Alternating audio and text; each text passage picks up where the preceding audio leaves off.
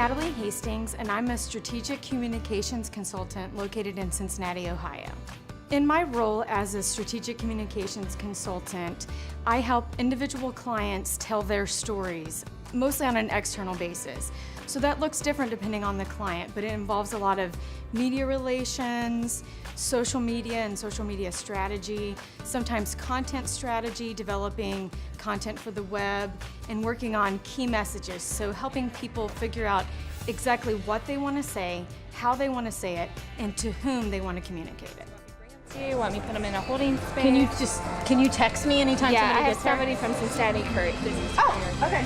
When I'm approached by a client about working together, one of the first things that I ask is, what is your objective for the communication? Oftentimes, especially if you're working with a small business that maybe doesn't have a full marketing team, they'll just approach you about wanting to be in the news, but they may not know why they want to be in the news or what they really want to get out of it. And so if someone comes to me and says, I want you to help promote this product or this event, I really try to drill down into what are your objectives, because that helps me know what kind of press coverage are we really going for. Do we even need press coverage, or is it something else? Is it internal communications with clients? And so that's the first thing, and that's why I put the strategic part in the front of my title, because I could charge people to put a story in the news, but if it's really not going to meet their objectives, I don't want to do it. One of my clients, Ocean, just had their demo day, which is when each startup company gets the opportunity to share their ideas with investors and other stakeholders in the community. And so I was approached by Ocean to help them get out the word about this event in advance of the event to get attendance, and then also review coverage. The objective in that case was to get attendance there and also to show off the companies after the fact. And so I met with my client contact several weeks in advance, and we sort of brainstormed what were going to be some of the story ideas that would come out in advance of Demo Day that we could use to keep Ocean and Demo Day in the press, keep the buzz going about it so that people would know about it. So on the day of Demo Day, we got up early and just started reminding everyone in the press that this was going on that day. So I sent out my media alert reminding everyone of the time the event was going on, made some follow-up calls with folks about whether or not they thought they would be in attendance. I grew up in a small town right on the Ohio River, and for college I decided to go away. I went to Vanderbilt University, which is in Nashville, Tennessee. And what I discovered is that a lot of the things that were attractive to me with being an attorney or being in politics, which is passionately sharing ideas and persuading people about concepts or ideas, could also be done in other ways.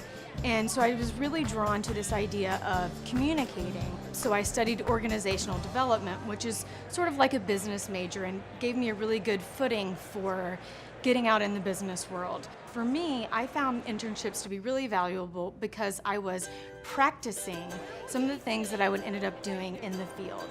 So I did an internship at an agency in Louisville, Kentucky one summer, and it really helped me explore different areas of marketing, and I discovered that I really liked public relations and strategic communications a little bit more than advertising, account management, and that side of the equation. One particular class that sticks out to me that has continued to be really valuable is one of my management classes where we worked on negotiation. And negotiation is a really important life skill that I think everyone needs, no matter what you want to go into in your career. For someone who might be interested in strategic communications or specifically media relations, I would say one of the most important things is to be paying attention to the news. And then I would also say honing your writing skills. So making sure that you're taking the classes, and you can learn a lot of good writing in a history class and a psychology class. It's not always just in those English classes, but honing your writing skills in high school and in college can be so important, because a lot of what you're doing in media relations and public relations is just writing. One of the challenges working in media relations currently is that the field is constantly changing. There's a lot of turmoil right now in media because we have citizen journalists, we have a lot of people willing to provide free content that's not necessarily been vetted. It's constantly needing to be nimble to meet the needs of what's going on right now. One of the things that is fun about working in media relations and public relations is that when you have an event going on, there's a lot of adrenaline and those last minute things that have to get done. And I'm an extrovert, so I'm definitely drawing upon the energy and excitement of everyone else who is there. I just get really caught up in the excitement knowing that I played a small part in something really exciting that's going on.